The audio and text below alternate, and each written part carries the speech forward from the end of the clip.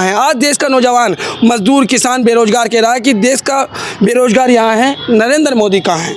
हो रही है पीर पर्वत से इस हिमालय से कोई गंगा निकलनी चाहिए। हिल रही है दीवार परदोसी, शर्त यह है कि ये बुनियाद हिलनी चाहिए। हर गली हर नगर हर गांव हर सड़क हाथ लहराते हर लात चलनी चाहिए। मेरा मकसद हंगामा खड़ा करना नहीं, मेरी पूरी कोशिश है इसकी सूरत बदलनी चाहिए। मेरे सीने में नहीं तेरे सीने में से ही वो हवा कहीं भी, लेकिन ये आग जलनी चाहिए।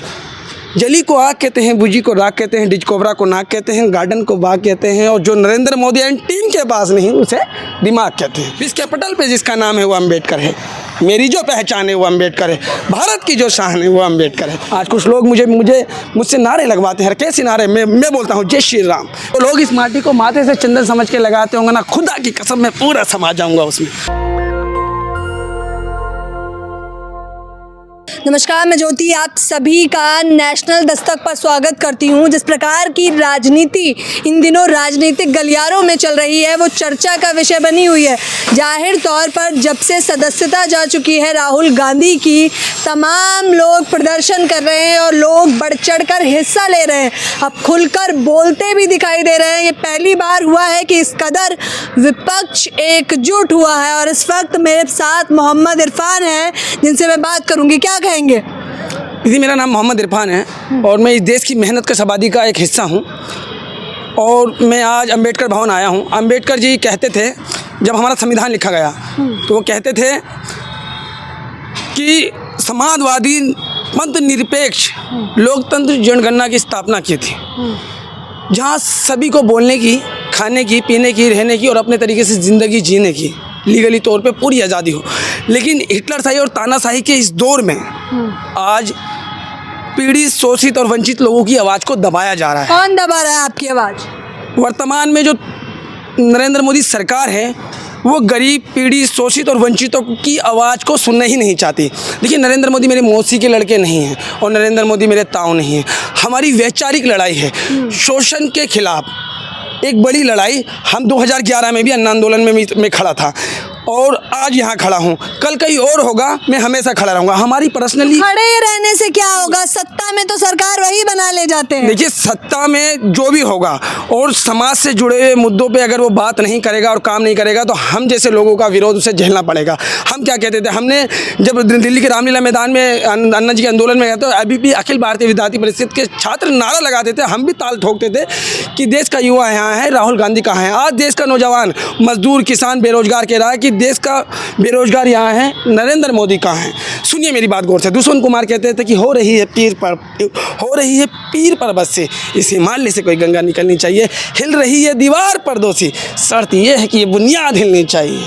हर गली हर नगर हर गांव हर सड़क हाथ लहराते हर लात चलनी चाहिए।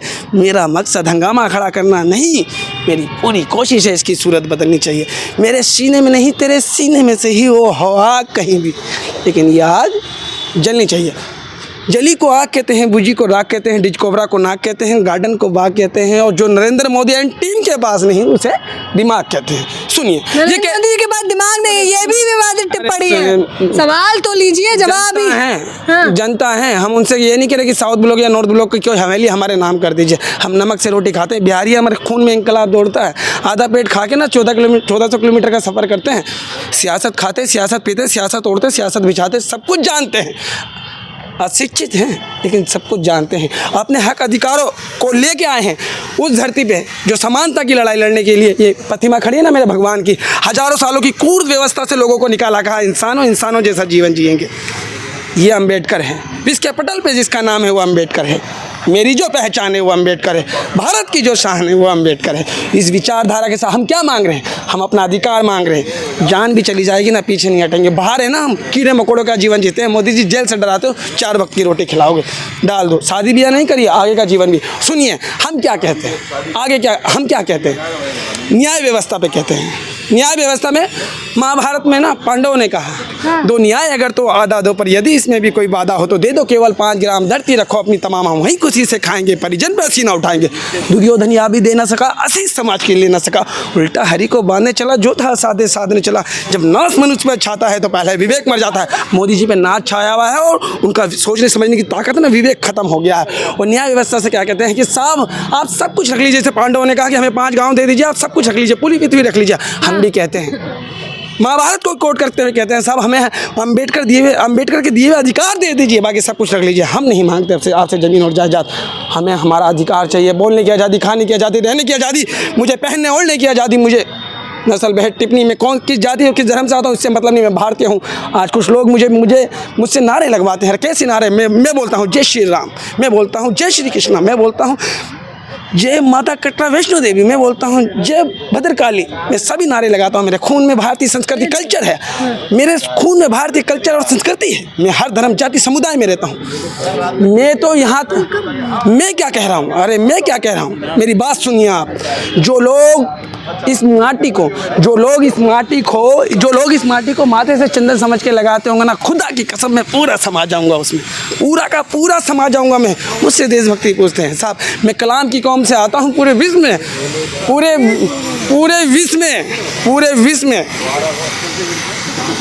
हमने कलाम साहब द्वारा, उनकी हौसले द्वारा जो ताकत मिली भारत को। कौन, वही सवाल है कि संविधान कौन छीन रहा है? भगत सिंह कहते थे कि हम ऐलान करते ही एक जंग है और ये जंग जारी रहेगी। आप लोग हमें आंदोलन जीवी कहते हैं ना, गर्व से कहिए, प्राउड फील होता है, सीना चौड़ा हो जाता है। भगत सिंह कहते थे हम ऐलान करते हैं एक जंग है और ये जंग जारी रहेगी जब तक मजदूर किसान शोषित है, जब तक लड़ाई लड़ते रहेंगे। सरकार, अटल जी कहते थे सरकारें आती है जाती है, सरकारें आती है जाती हैं। अटल जी कहते थे लोकसभा के पटल पे, सरकारें आती है जाती है, बनती है बिगड़ती है, खरीदे जाते हैं बेचे जाते हैं, उससे मतलब नहीं, देश बना रहना चाहिए।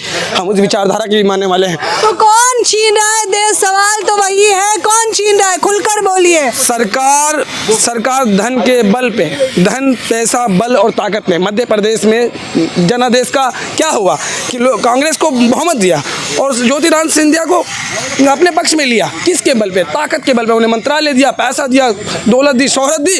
और कांग्रेस की सरकार जब देश कोरोना से पीड़ित था, तो जब कोरोना से देश पीड़ित था, सुनिए गौर से, जब कोरोना से जब देश पीड़ित था, तो मध्य प्रदेश में जब 2000 किलोमीटर लोग पैदल चल रहे थे, मरी माँ की छाती से प्लेटफॉर्म पे बच्चा दूध पी रहा था, विश्व के पटल पे जब भारत की ये छवि जा रही थी, तो बीजेपी सरकार बना रही थी गठजोड़ की मध्य प्रदेश में। भूल गए वो दिन?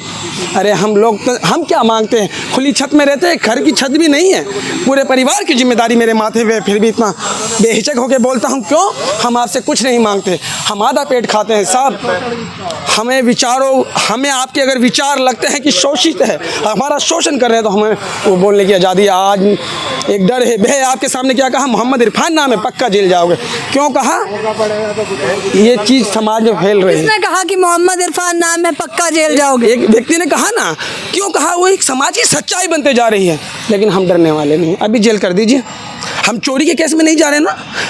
मुसलमानों को जेल भेजा जाता है, आपको ऐसा लगता है? हमने ये नहीं कहा मुसलमानों को जेल। इस टाइम अगर कोई दलित अगर सरकार के विरुद्ध आवाज़ उठाता है तो उसे कह दिया जाता है ये चारू मजुमदार और कानू संग्याल के नक्सलवादी हैं। समझ रहे हैं? गौर से सुनना। अगर किसी सिख ने आवाज़ उठाई तो कहा ये भिंडरा वाले के खालिस्तानी है, किसी मुस्लिम ने उठाई तो बोले जिन्ना के आदमी ने पाकिस्तान भेजो। इस विचारधारा के खिलाफ है मुस्लिम। और अरे बीजेपी ये पूरी जनगणना करके बैठी है, ये मुस्लिम है, ये दलित है, ये आदिवासी है, पारसी है, जैनी है, बौद्धिस्ट है। मैंने इस दुनिया को जितना समझने की कोशिश करी है, उत्तर प्रदेश के मुख्यमंत्री कहते हैं मैं योगी हूँ। हाँ। मैंने जैन मुनि और साध्वी के बारे में जब समझा ना, एक टाइम खाते हैं वो भी खड़ा होके, अपने बदन पे साबुन और पानी इसलिए नहीं लगाते कोई जीव जंतु ना मर जाए। इतनी सहनशीलता, इतना त्याग, इतनी कुर्बानी। इस पैसे के दौर में हर आदमी जो पैसे को, योगी भी तो राम राज कर रहे हैं। सुनिए मैं क्या कह रहा हूँ, मैं ये समझाने वाला हूँ कि त्याग और भोग में क्या फ़र्क है। मैं आपको ये समझाने की कोशिश कर रहा हूँ, पत्रकार हैं, कि त्याग और भोग में क्या फ़र्क है। वो भोगी है। और यहाँ जैन समाज के साधु और मुनि की मैं बात क्यों कर रहा हूँ कि आपकी जेब में 100 रुपये मिलेंगे, वो पूरे जीवन 1 रुपये उसके जेब में नहीं, उसके अकाउंट में नहीं, पूरे जीवन भिक्षा मांग के खाएगा, पूरे जीवन मच्छर काटते रहेंगे। लेकिन योगी आदित्यनाथ योगी नहीं बल्कि भोगी है। भोगी हैं। क्या भोगा है बताइए। मैं क्या कहा, अगर गुरु गोरखनाथ पीठ से आते हैं वो, मैं उनका बड़ा सम्मान करता हूँ हृदय की गहराइयों से। गुरु गोरखनाथ कहते थे कि योगी मरण मीठा हो, बिना मरण कैसे योगी हो। समझ आया? त्याग को मार, मोहमाया को मार, इस संसारिक जीवन को मार। इस संसारिक, और योगी का काम होता है सभी को दया दृष्टि और सभी के लिए प्रार्थना करना ईश्वर से, सभी की कामना। कोई उसकी नज़र में कोई हिंदू और कोई मुसलमान नहीं होता। कहाँ से पढ़ा है ये सब? सुनिए, कहाँ से है? की कोख से, हाँ। शहीद भगत सिंह के चरणों से, अंबेडकर के साये से, राम मनोहर लोहिया के आशीर्वाद से, महात्मा गांधी की परछाई से पढ़ाई। ये सब कोई पारंपरिक शिक्षा नहीं के लिए। कबीर की तरह संत रविदास कहते थे, बड़ा हुआ तो क्या हुआ, जैसे पेड़ खजूर, पंछी को छाया नहीं फल लागे अति दूर रे भैया। नरेंद्र मोदी का वो हाल है। कहाँ से पढ़े हैं? माँ की कोख से पढ़े हैं, शहीद भगत सिंह के चरणों से पढ़े हैं, अंबेडकर के साये से पढ़े हैं, महात्मा गांधी की साये परछाई से पढ़े हैं, माँ के पेट से पढ़े हैं। गरीब हैं, पूरे परिवार की जिम्मेदारी है, काम छोड़ के आया हूँ। किस लिए? मुझे यहाँ कुछ मिलेगा? कुछ नहीं लेता अपने पैसे से। कितने रुपए मेरी जेब में है? 50 रुपये। ईडी और CBI और NIA भेजेगा मेरे घर में, दुखों के सिवा कुछ नहीं मिलेगा। लेकिन किसी से दया और भीख की उम्मीद नहीं करता, क्योंकि मुझे अपनी मेहनत पे और अपनी आवाज़ पे, अपने दिल पे यकीन है। कुछ ना मिला कफन तो मिलेगा, कुछ ना मिला इज्जत तो मिलेगी, कुछ ना मिला दुख तो मिलेगा, कुछ ना मिला कफन तो मिलेगा। जाहिर तौर पर बहुत बड़ी बात कह रहे हैं। इनका इरफान नाम है और ये तमाम इन्होंने ग्रंथों की भी बात करी है। साफ तौर पर आप देख लीजिए कि जब से ऐसा बताया जा रहा था कि लोकतंत्र खतरे में है, यानी कि उनकी सदस्यता गई राहुल गांधी की, और इधर जनता कितनी एकजुट होकर दिखाई दे रही है। अब आगे क्या होगा हम लगातार आपको बताते रहेंगे इस पूरी खबर के बारे में। और इरफान ने जो बड़ी बेबाकी से अपनी बात कही है उसके बारे में आप क्या कहेंगे, अपनी राय रखना बिल्कुल ना भूलें। मेरे साथ बने रहने के लिए आपका बेहद शुक्रिया। कैमरा पर्सन तोहिद के साथ ज्योति, नेशनल दस्तक। नेशनल दस्तक की आपसे गुजारिश है कि अगर इसको बचाना चाहते हैं तो नेशनल दस्तक को सब्सक्राइब करने के लिए रेड कलर के सब्सक्राइब बटन को दबाएं, फिर बेल आइकन की घंटी दबाएं। नेशनल दस्तक को बचाने के लिए बहुत जरूरी है कि हर खबर को शेयर करें, लाइक करें, कमेंट जरूर करें।